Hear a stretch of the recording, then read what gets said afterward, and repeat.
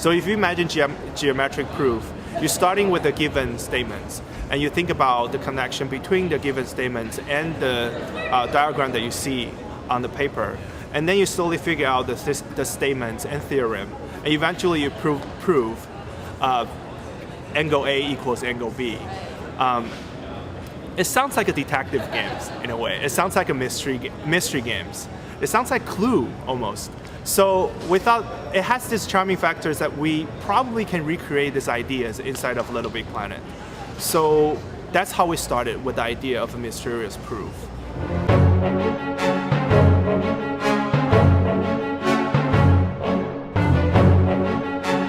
Because it has a community, so it has a sense of competitions in it.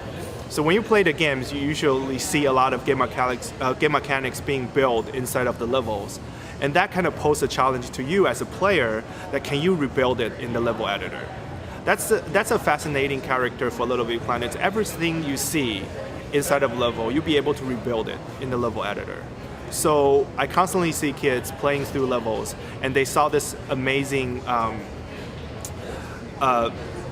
they see this amazing trap, and they want to recreate it in game level. And they will spend time to figure out how to make them, how to apply joints and motors to this structures, so I can create exactly the same thing that I saw in the games.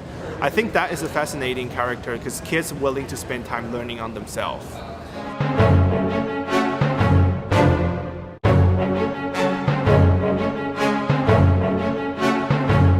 This time when we enter the competition, we borrow a lot of game design strategy from platform games, console games, where this idea of getting players' attention spent up.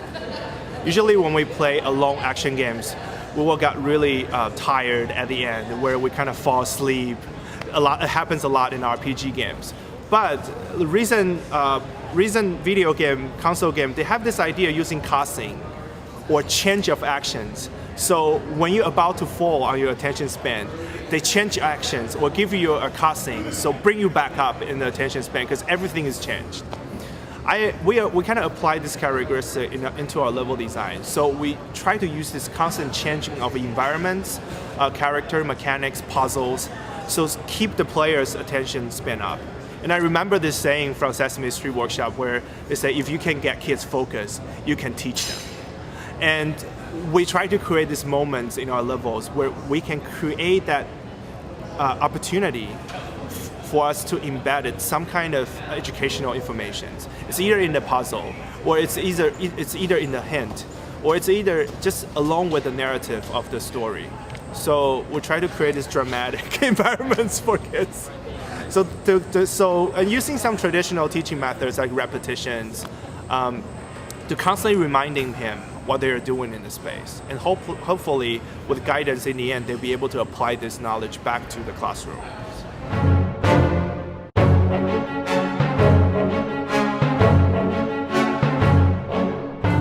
I imagine for the levels that we create can be used in class or outside of the class. We do require a set of knowledge before you come into the levels. But this can be done in a classroom setup where teacher moderate or walk you through the levels to help you solve some of the puzzle, because some of the puzzle require a specific understanding of a particular theorem, for example. Those things you might need to kind of recall in your memories or do a little research before you can pass the puzzle. So I imagine this game are part of a curriculum where you can be, or the games can be played in the classroom or as an assignment that you play at your house. But like what we talk about, introductions and the discussion at the end is required to actually make this level educational.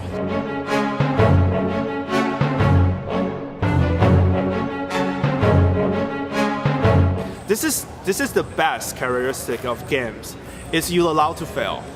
You're allowed to even dead in a game.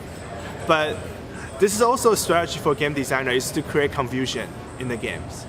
Where you will live in this empty place that you don't know what to do, you start get confused. Everything you do not working. What do? You have to figure out. This is the charming part of game design, is it gives people more patience. They want to figure the system out. And to very, very delicately take advantage of these characteristics, you'll be able to create a very, very educational environments. Because kids don't want to fail. Kids want to be good. Because they're going to compare to their peers. They're going to be competitive in some of the gameplays. So to take advantage of this fast failure, or to keep them confusion for a while, and have this realization moments where they realize, oh, that's how they do it. And this excitement of achievement can enhance the educational moments.